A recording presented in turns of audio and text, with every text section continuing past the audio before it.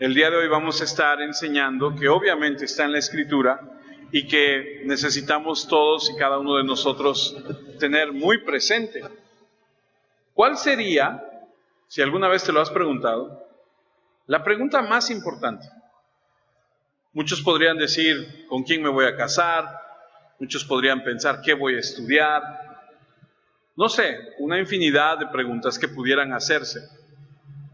Pero de acuerdo a la Escritura, ¿cuál sería la pregunta más importante? Lucas capítulo 10 nos enseña, versículo 25. Entonces, un experto de la ley se levantó para probar a Jesús. Maestro, ¿qué tengo que hacer para tener vida eterna? Me voy a detener un segundo ahí. Creo que la pregunta más importante que todo ser humano que haya pisado esta tierra, que haya vivido en algún momento, tiene que hacerse esta pregunta. ¿Qué tengo que hacer para tener vida eterna? Si usted se da cuenta, dice que es un experto en la ley. O sea que no es una persona que no sabe, es una persona que conoce de lo que está hablando. Y que, como veremos más adelante en este pequeño estudio, en la predicación del día de hoy, en la enseñanza de hoy, este hombre está preguntándole a la misma persona que representa, que es, más bien dicho, la vida eterna. ¿Qué tengo que hacer? Entonces Jesús le dijo, ¿qué está escrito en la ley? ¿Cómo lo entiendes? Él contestó, ama al Señor tu Dios con todo tu corazón, con todo tu ser, con todas tus fuerzas y con toda tu mente. Y ama a tu semejante como te amas a ti mismo. Entonces Jesús le dijo, tienes razón, hazlo y vivirás. Pero como quería demostrar que su manera de vivir era correcta, le dijo a Jesús, ¿y quién es mi semejante? Creo que de todas las preguntas, como le comenté hace un momento, que podrían hacerse, de todas las preguntas que podrían responderse, ninguna es más importante que esta. ¿Qué debo hacer para heredar la vida eterna? Esa es la pregunta más importante que se puede hacer y responder, y la razón es que, escuche, toda alma es inmortal. Toda alma es inmortal. ¿Por qué lo digo? Porque ninguna alma, ningún ser humano deja de existir. Todo ser humano que ha nacido vivirá para siempre.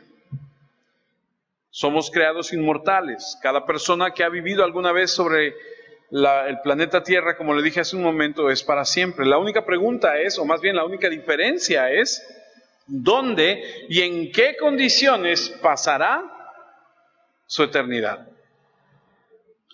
Porque la Escritura enseña que o vas al cielo, a la presencia del Señor, o vas al castigo eterno. Y entonces, sea una o sea la otra, los dos involucran eternidad.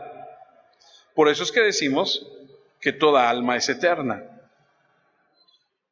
Esa es obviamente la pregunta más categórica que jamás se puede hacer. Y frente al breve tiempo, entiéndalo conmigo, frente al breve tiempo en el que vivimos en este mundo, nos obliga más allá de cualquier otra consideración esta pregunta. Porque se lo he dicho en momentos anteriores, usted y yo, como dice la Escritura, si Dios nos da la fortaleza, si Dios nos da la bendición, viviremos, como dice, los más fuertes, 80, 70, 90 años.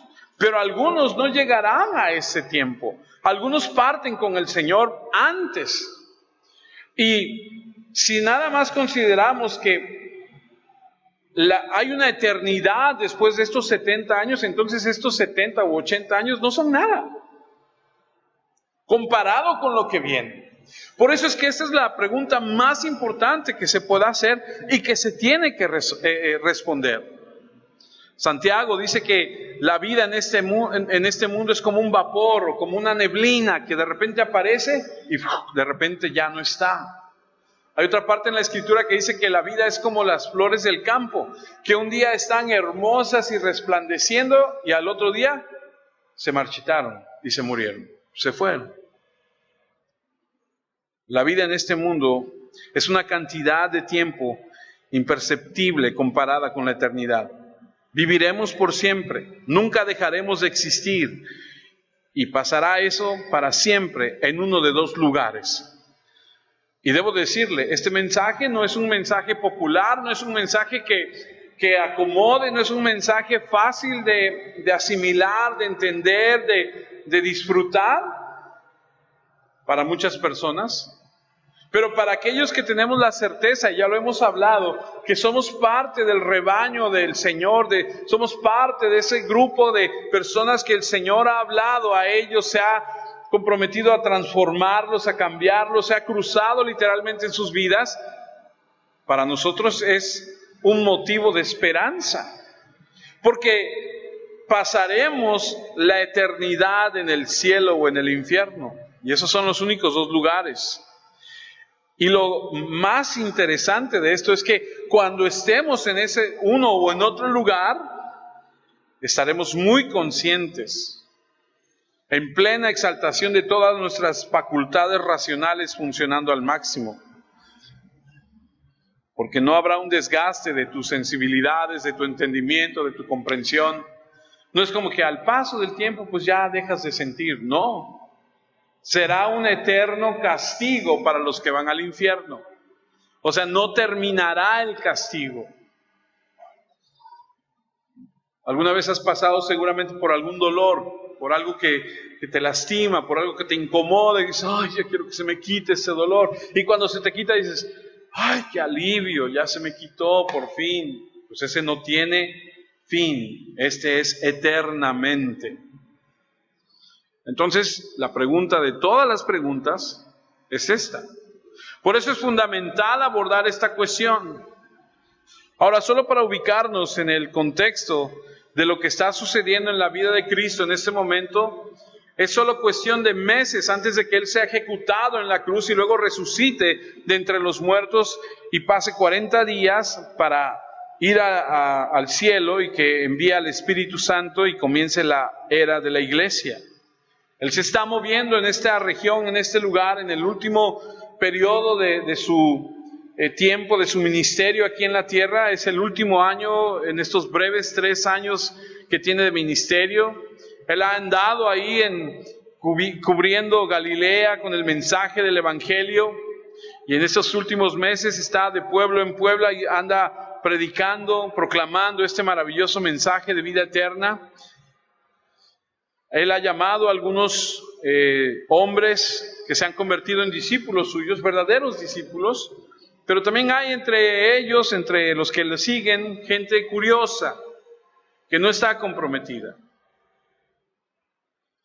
Él ya ha dicho, para cuando leemos esto,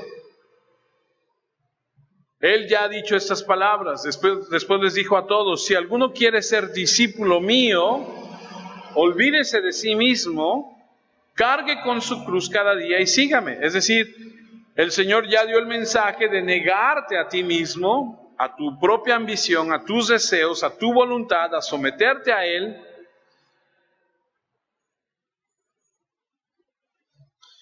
En otras palabras ha dicho, deja de ser la persona que has sido y sígueme. Ven en pos de mí. Declara que soy el Señor de tu vida. Toma tu cruz. Incluso te pido que estés dispuesto aún a morir y que bajo todas estas condiciones te sometas a la obediencia de mi voluntad, de mi palabra. Ese es el llamado duro a ser un verdadero discípulo de Jesús. Y en medio de esta enseñanza acerca de ser un verdadero discípulo, el Señor ha reunido a unos 70 personas a las que ha enviado a predicar, junto con los 12 que Él tiene, a difundir este mensaje del Evangelio de salvación por medio de la fe, de decir que el Mesías ha llegado. Y en medio de esta proclamación del Evangelio llegamos a este texto, donde está esta conversación uno a uno, de manera muy personal. Porque aunque sucedió en un entorno público, este fue un encuentro uno a uno entre Jesús y este experto de la ley, vamos a llamarlo abogado, entre esta persona que sabe, que le lanza la pregunta para probarle: ¿qué debo hacer para heredar la vida eterna? Y aquí vemos que el Señor Jesús, quien en su actividad de predicar, de hacer milagro tras milagro, escucha a este hombre y nos va a enseñar a través de unos puntos algo muy interesante, de cómo nosotros podemos y debemos entender cómo debe ser la manera de evangelizar a la gente. Lo veremos un poco más adelante, pero le voy a decir algo.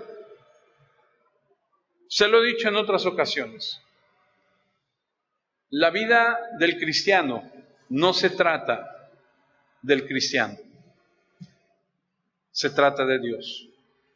La vida en este mundo no es, como dice la Escritura, que nosotros nos arraiguemos en este lugar y quedemos todo en este lugar, porque nuestra vida no está proyectada para permanecer en este lugar. Somos de paso, somos extranjeros, peregrinos, que vamos camino hacia otro lugar.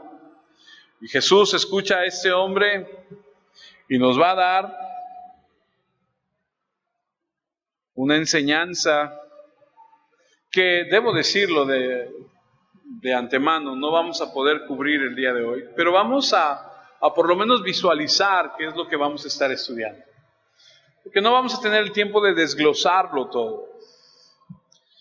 Jesús en su ministerio ha visto que muchos hombres se han acercado, que genuinamente han abrazado el Evangelio, pero el grupo es pequeño. Incluso después de su resurrección, cuando Él aparece en Galilea, más o menos hay 500 personas. Hay 120 reunidos cuando el Espíritu Santo desciende en el día de Pentecostés. Y creo que se cumple cabalmente la palabra del Señor cuando Él dijo: la puerta es estrecha y pocos son los que la encuentran. Él había estado predicando el perdón de pecados, el reino de Dios, la bendición. Pero la gente que escuchaba no aceptaba el mensaje porque no aceptaba el diagnóstico. A pesar de que pensaban de sí mismos que eran gente que, porque el judío se sentía elegido, salvo y se sentía parte de.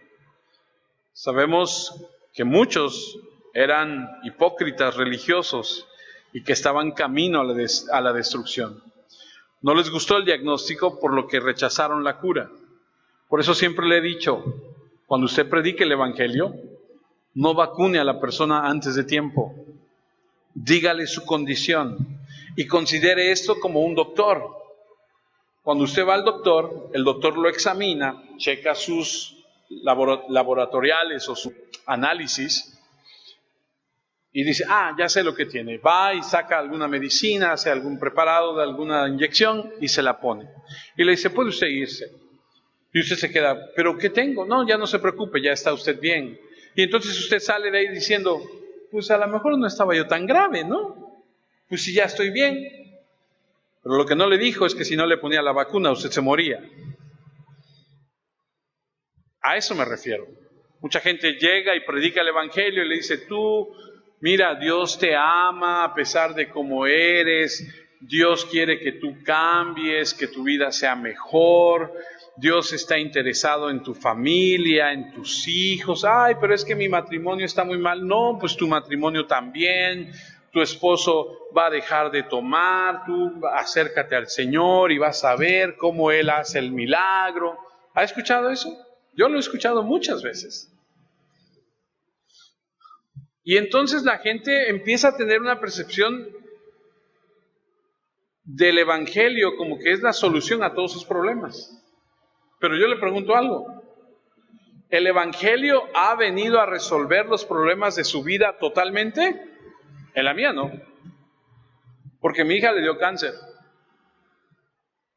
Mi suegro, oramos por él y al final murió.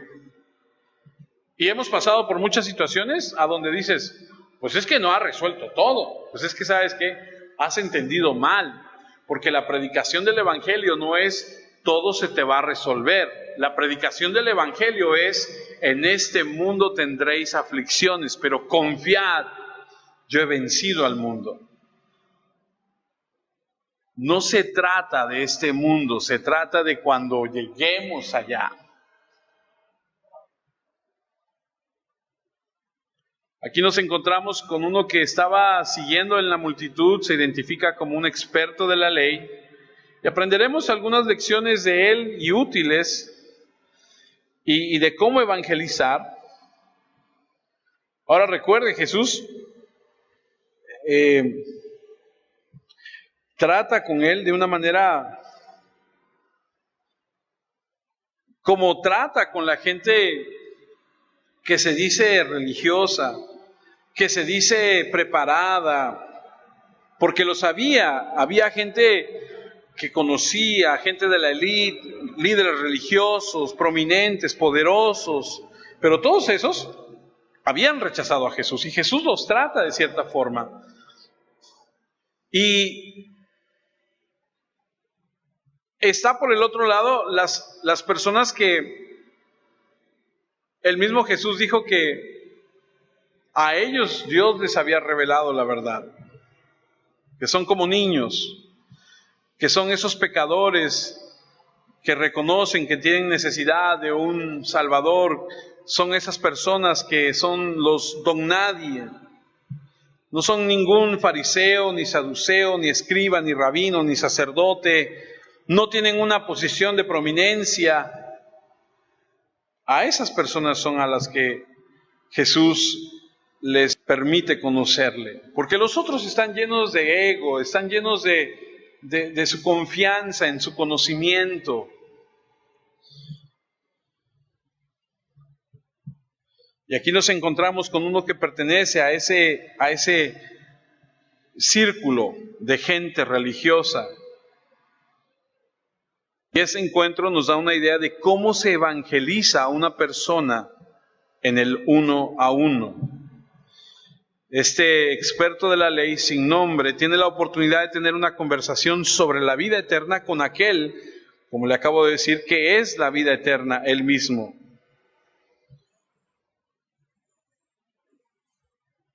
El resultado de esa historia es trágica y aquí está cara a cara con la vida eterna misma, haciendo la pregunta correcta y saliendo para enfrentar la muerte eterna. Una terrible pérdida de oportunidad. Pero en el proceso aprenderemos lo que es necesario para hacer efectivo el evangelismo personal, como lo hizo Jesús. Número 1. Vamos a ver 4 cosas. Número 1. No las vamos a ver todas hoy. Vamos nada más a visualizar lo que aprenderemos. Número 1.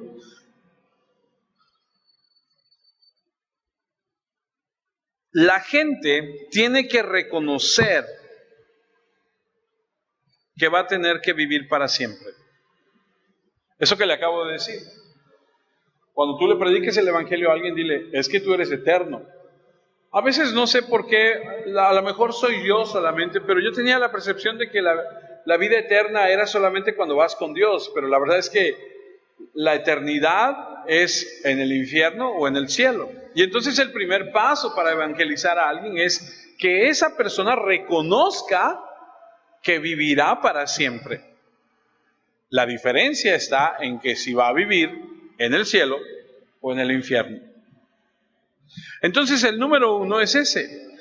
Si vas a tener un verdadero impacto con alguien con respecto al Evangelio de Jesucristo y los asuntos de la vida, debe tener un reconocimiento que después de esta vida en esta tierra hay una vida eterna. La palabra clave aquí es reconocimiento. Una vez que reconocen que la vida es eterna, necesitan ser motivados hacia esa vida eterna que ofrece Dios a través de su Hijo. Ese es el número 2. El número 2, deben tener una motivación hacia la vida eterna. Como les dije, no las vamos a poder ver todas hoy. Número 3, la naturaleza de la vida eterna. Necesitamos entender a qué se refiere.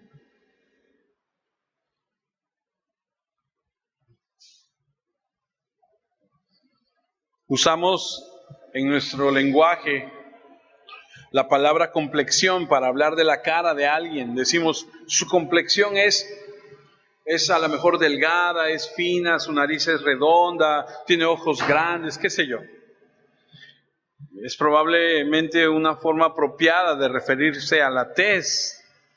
La tez tiene el complejo que significa la estructura, el orden, y a eso se refiere.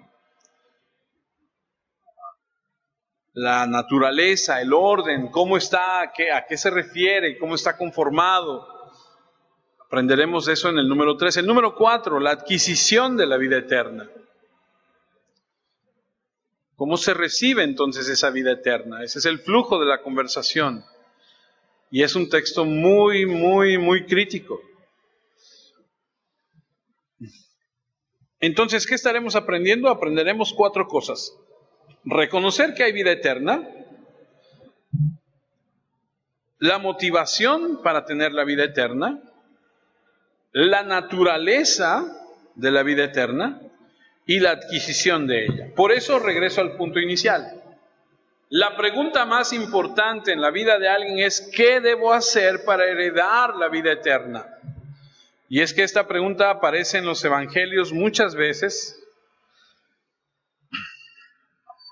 Aparece particularmente con este hombre, que es diferente a las otras veces en las que aparece. En Mateo 19, por ejemplo, vuelve a aparecer esta pregunta, pero ahí no es un experto en la ley, ahí era un joven rico, y el escenario es diferente, aunque la pregunta es la misma. Y aparece en Juan 6, en un grupo de personas, no en un individuo. Así que esto es independiente y realmente no podemos compararlo con los otros porque son un poco diferentes, pero tienen, o más bien hacen la misma pregunta. Lo que nos dice que esa pregunta estaba en la mente de la gente, en diferentes momentos, en diferentes lugares, en diferentes encuentros, en diferentes personas, surgiendo siempre la misma pregunta. Tenemos que entender entonces, tenemos que reconocer que existe una vida eterna después de esto. Y es así como tú y yo aprendemos para poder predicarle a la gente. Porque cuando tú vas a predicarle a las personas de Jesucristo, cuando tú les vas a decir que se acerquen a Dios, lo primero que tienes que hacer es decirles: ¿estás consciente que al morir hay una vida eterna? Sí, sé que hay una vida eterna. Ok.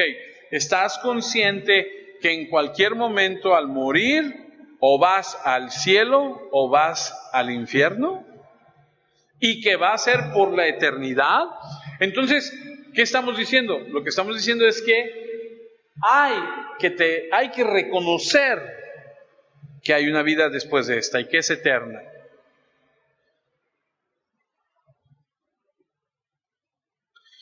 Estas personas que escuchaban acerca de esto reconocieron que había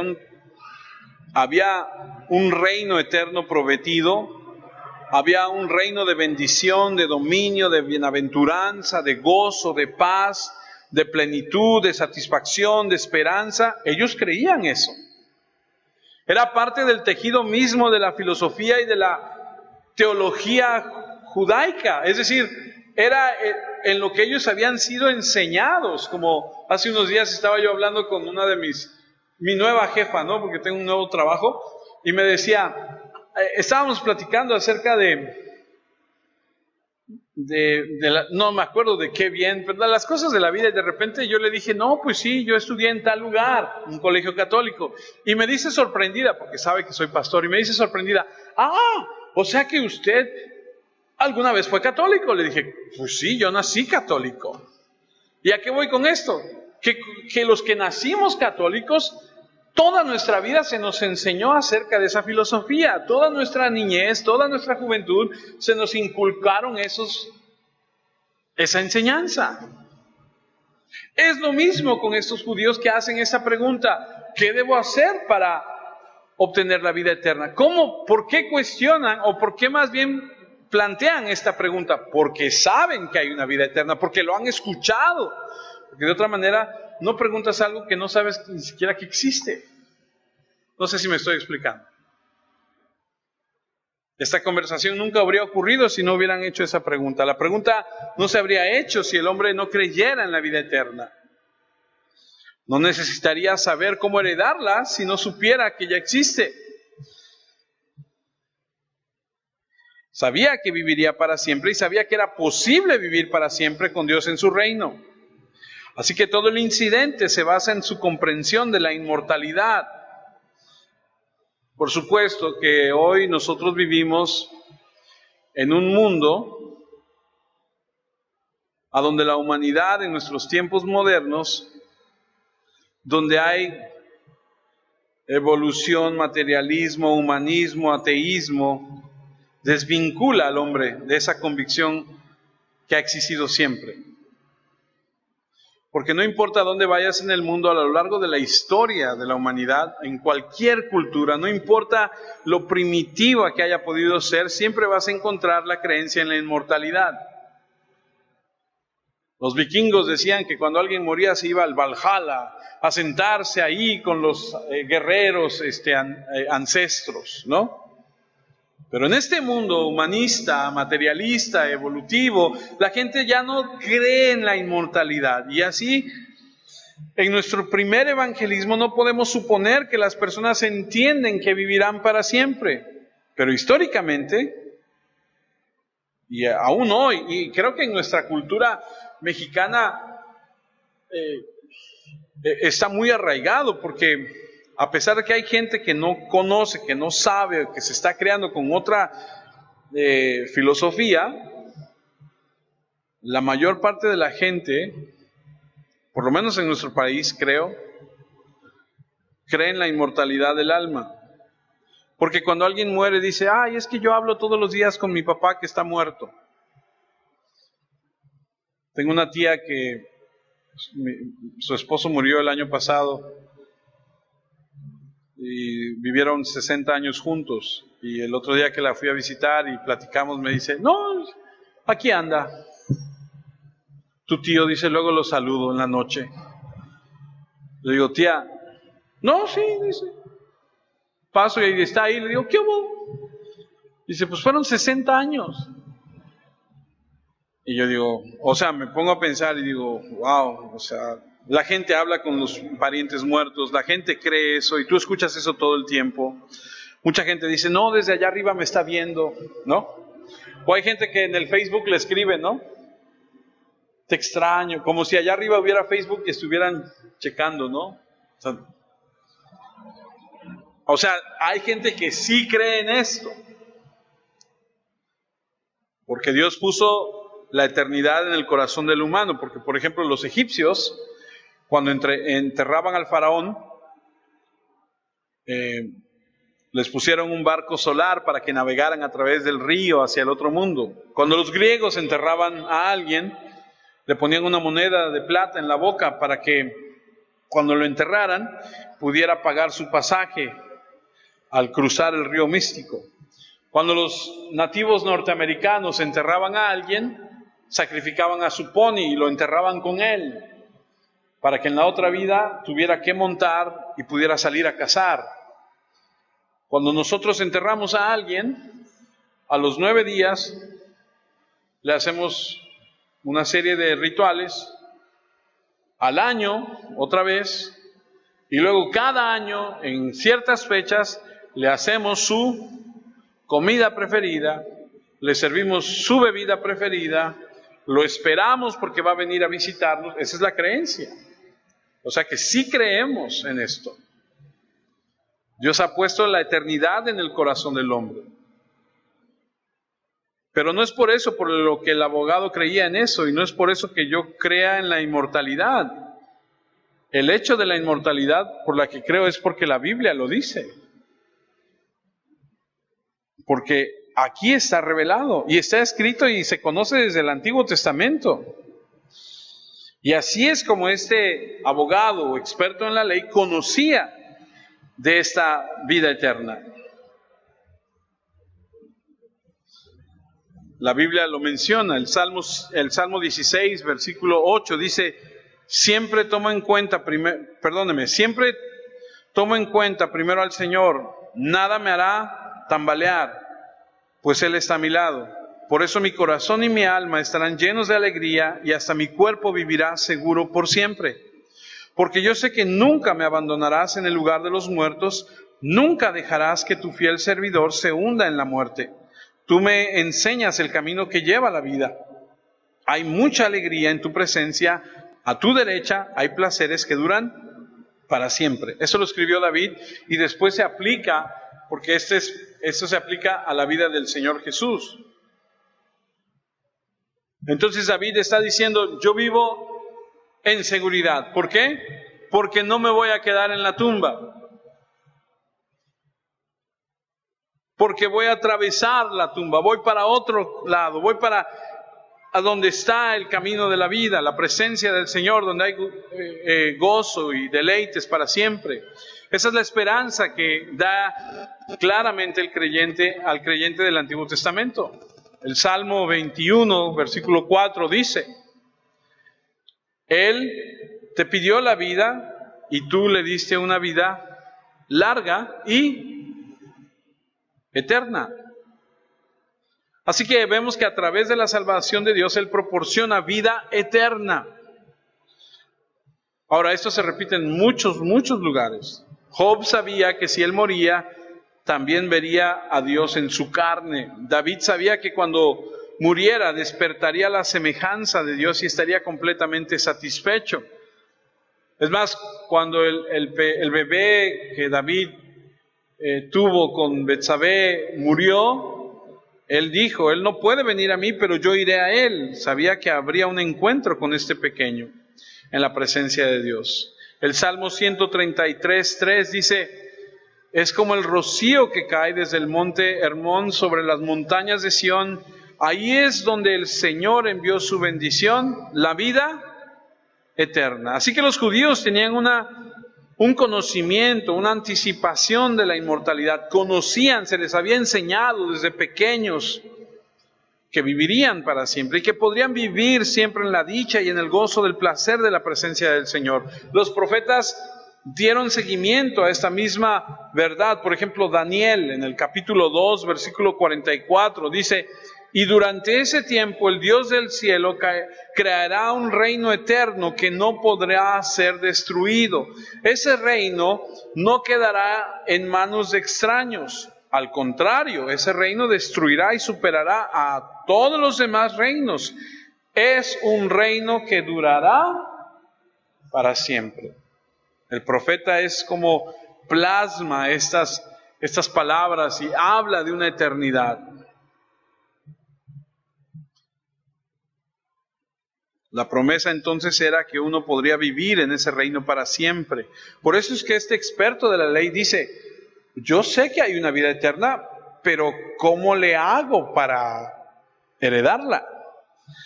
Continúo leyendo Daniel, capítulo 7, versículo 13, dice: yo seguía con estas visiones en la noche y de repente vi que salía entre las nubes uno como un ser humano. Se acercó al anciano venerable y lo presentaron ante él. Se le dieron poder, gloria y autoridad. Todos los pueblos, naciones y lenguas estarán a su servicio. Su dominio no tendrá fin y su reino nunca será destruido. ¿De qué habla? De una eternidad. Y Daniel 7:18 dice: pero los santos de Dios recibieron el reino y gobernarán para siempre. Otra vez, eternidad. Así que aprendemos de este reino, de esta presencia, de este gozo, de este placer eternos. Y habla de los pueblos y de las naciones y de los idiomas, y habla de un dominio que no pasará. Daniel 12, versículo 2. La gran cantidad de muertos que descansa bajo tierra se levantará. Algunos se irán a disfrutar, dice, de la vida eterna, y otros pasarán vergüenza y serán despreciados por siempre. Un desprecio que durará para siempre, una deshonra que durará para siempre. Así que ellos sabían claramente que había dos mundos en los que viviría el alma inmortal de cada individuo. O el mundo de la presencia de Dios o el mundo aparte de su presencia. Cuando el ángel vino a anunciar el nacimiento de Jesús, dijo: tu hijo será un gran hombre, ahí en Lucas 1, versículo 32. Será llamado el Hijo del Dios Altísimo, y el Señor Dios lo hará rey como a su antepasado David. Reinará, ¿cómo dice? Por siempre, sobre todo pueblo de Jacob, y su reinado no tendrá fin.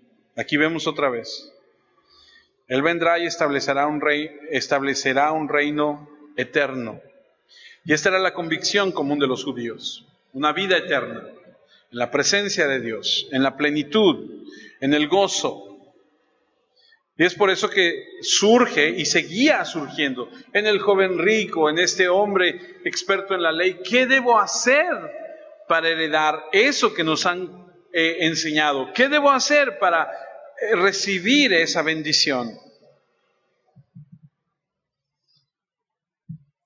Juan capítulo 6, versículo 27, en la traducción viviente, dice: no se preocupen tanto por las cosas que se echan a perder, tal como la comida.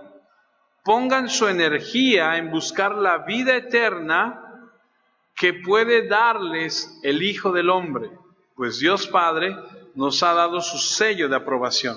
La vida eterna, búsquenla. Y esto lo dice aquí Jesús a la gente que lo fue siguiendo, porque el día anterior les había dado de comer. Por eso les está diciendo: no se preocupen tanto por las cosas que se echan a perder, tal como la comida. El día anterior les había dado de comer. Él se fue y lo siguieron.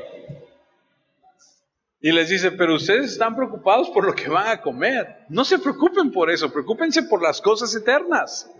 Ahora, este hombre que formula la pregunta, este experto de la ley, sabe que Enoc caminó con Dios y que el Señor lo arrebató y se lo llevó. ¿Sabía usted eso? ¿Sabía que la Biblia dice que hay un hombre llamado Enoc que caminó con Dios, que vivió de tal forma que a Dios le agradó y Dios le dijo: vente conmigo, ¡fum!, y se lo llevó? Pero hay una situación. La Biblia dice que está establecido que todo hombre debe morir y después ir a la presencia de Dios. Y entonces tú dices: pero entonces no murió. No está muerto. Y entonces, bueno, es que en el Apocalipsis dice que va a regresar el testigo. De hecho son dos. Y el otro que no murió, que fue arrebatado también, es Elías. Y entonces, pues ahí están esos dos. Este hombre sabía de todas estas cosas que yo le estoy comentando, y él sabe que hay una vida eterna, él sabe que Enoc se fue con Dios, él sabe que Elías se fue con Dios, él sabe que el cuerpo de Moisés jamás lo encontraron. Entonces, pues ¿dónde quedó el cuerpo de Moisés? O sea, ¿qué pasó? Él sabe de estas cosas y hace esa pregunta. Estaba bastante seguro de todas estas cosas, porque se lo habían enseñado como buen judío. Le habían enseñado que eran hijos de Abraham, que estaban seguros, y él sabía que si él había sido circuncidado al 8º día, él sabía que si guardaba la ley, la ceremonia, las tradiciones, observaba la ley, sabía que era hijo de Dios, era pueblo de Dios más bien, porque estaba escrito. Pero escuche, no se trataba de eso, porque eso es real. El punto es que su conciencia le decía: pues sí está escrito, pero, y entonces su conciencia lo está llevando a preguntar porque no hay una certeza. ¿Por qué? Porque es superficial, es hipócrita. Eso no le garantizaba el reino de Dios en absoluto.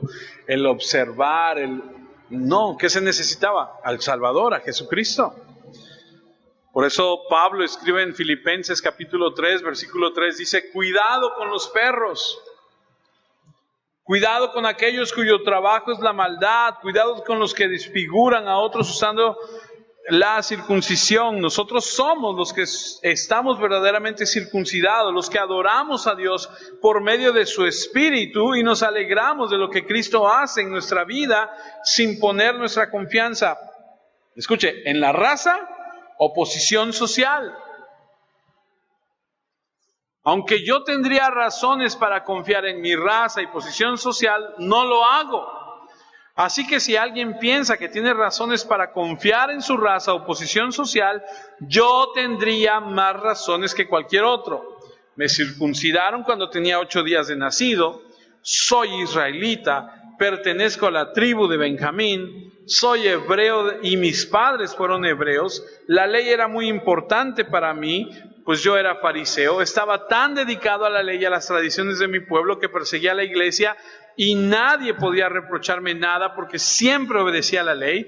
En esa época pensaba que todo eso era muy valioso, pero gracias a Cristo ahora sé que eso no tiene ningún valor. Y luego dice el versículo 8 que lo conocemos todos, aunque a lo mejor la versión es diferente. Es más, creo que nada vale la pena comparado con el invaluable bien de conocer a Cristo mi Señor. Por Cristo he abandonado todo lo que creía haber alcanzado. Ahora considero que todo aquello era basura con tal de lograr a Cristo. Una declaración dramática. No solo no me llevó a esa salvación el hacer todo eso, sino que me estaba desviando hacia otra dirección. Lo sabían adentro, aquí. No estaban listos para admitir en el exterior que no estaban calificados. Y eso sigue surgiendo y surgiendo porque el corazón está completamente descontento. Eran sepulcros blanqueados, llenos de huesos muertos. Vivían en esa realidad todo el tiempo, conocían la realidad de la condición de sus corazones. Sí, se maquillaban por fuera, como muchos de nosotros cuando somos hipócritas y ponemos una cara, pero realmente por dentro somos otros. Por eso está persistente ahí la pregunta, ¿qué tengo que hacer? Porque no estaban bien con Dios. Porque sabían que no tenían el control de sus vidas, sabían que no podían vivir con rectitud por dentro. Y existía el temor de que fueran a perder esa vida eterna. El hecho de venir y preguntar y que hicieran esta pregunta es señal de que existía esa inquietud por todos lados.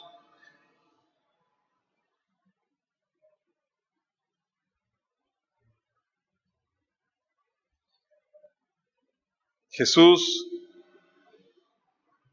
les dijo ahí en Marcos 10, versículo 29, les digo la verdad, todo el que dejó casa, hermanos, hermanas, mamá, papás, hijos o tierras por mí o por mi mensaje, recibirá 100 veces más lo que dejó en este mundo, tendrá más casas, hermanos, hermanas, mamás, hijos y tierras. Y si quedara ahí, estaría padre. Pero dice, o añade, aunque con persecuciones. Y también serán recompensados con la vida eterna en el mundo que está por venir.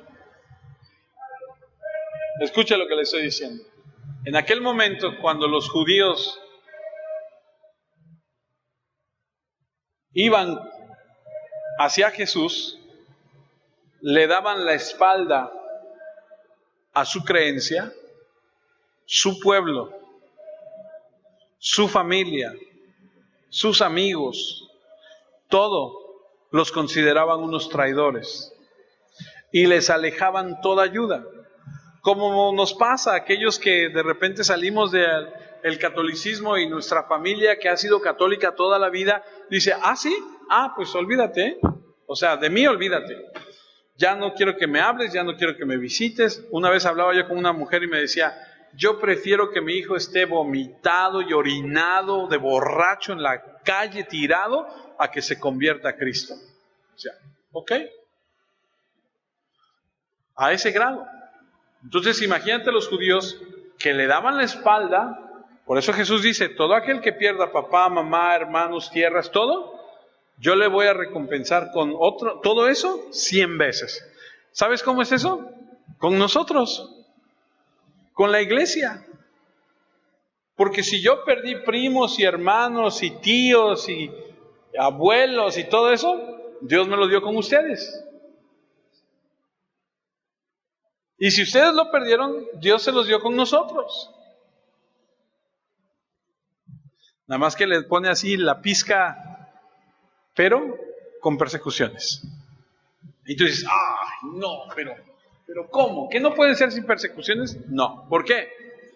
Porque no se trata de este mundo, porque no se trata de decir, ¡ay, ya tengo 100 veces más! Ojo, esto es muy importante. Porque si así fuera, pues entonces está mal de la cabeza todo aquel que no quiere, porque lo que se ofrece es 100 veces más. Pues lo abrazo y me van a dar 100 veces más. Pues oye, ¿dónde firmo? Pero el Señor dice, aunque con persecuciones.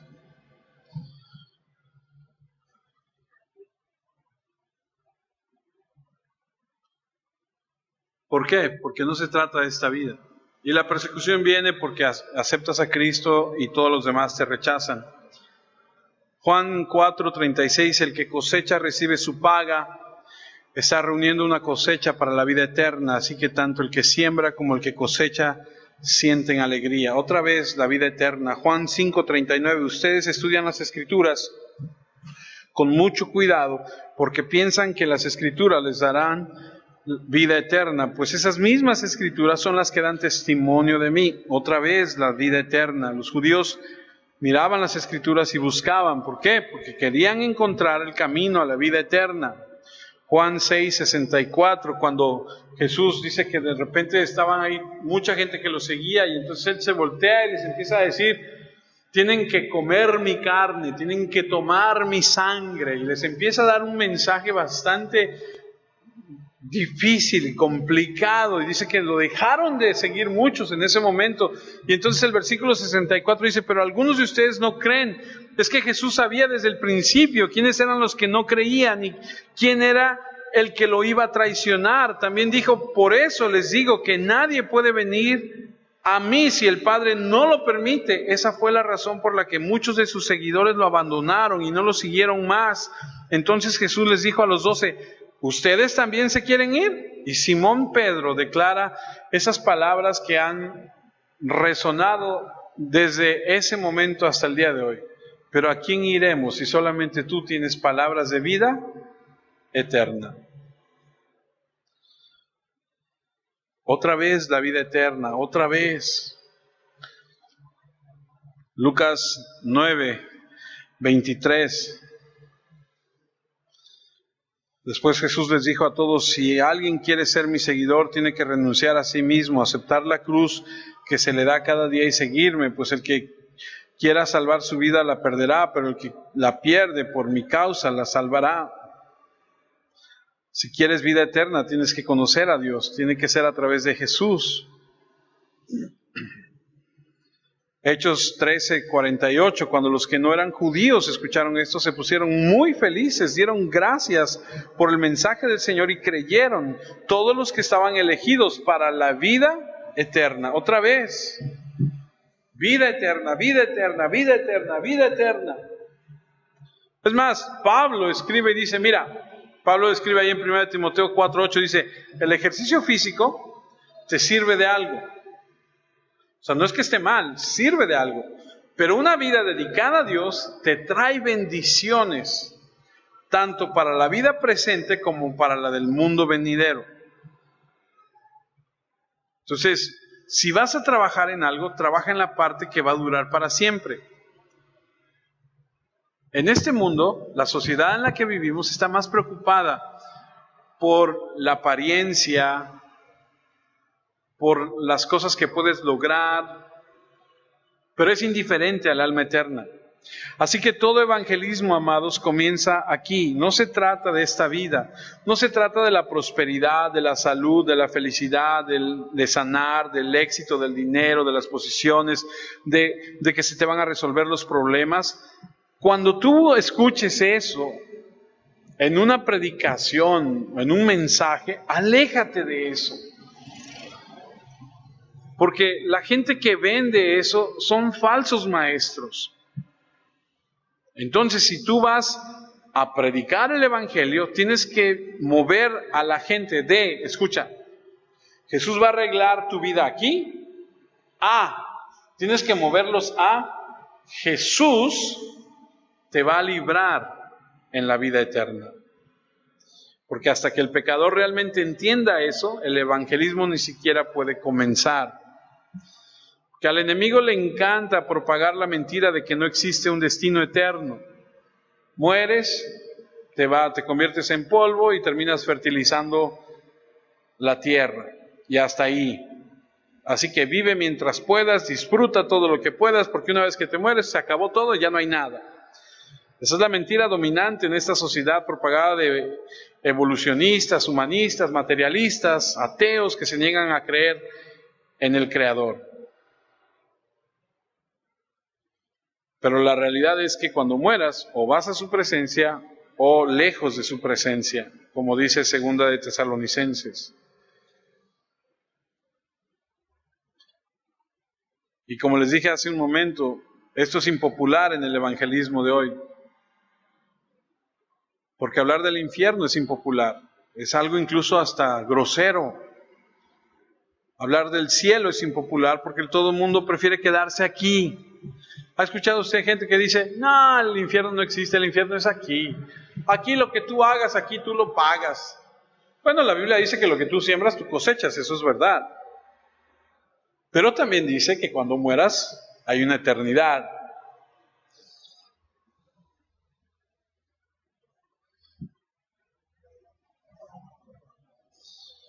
Mucha gente solamente quiere escuchar cómo poder mejorar su vida, cómo Jesús puede reparar su vida. Pero ¿sabes que Jesús habló sobre el infierno, del llanto, el lamento, el crujir de dientes, las tinieblas, el fuego que nunca se apaga, el gusano que nunca muere? El lenguaje es gráfico. Y puedes leerlo ahí en Mateo, puedes ver todo lo que él dijo.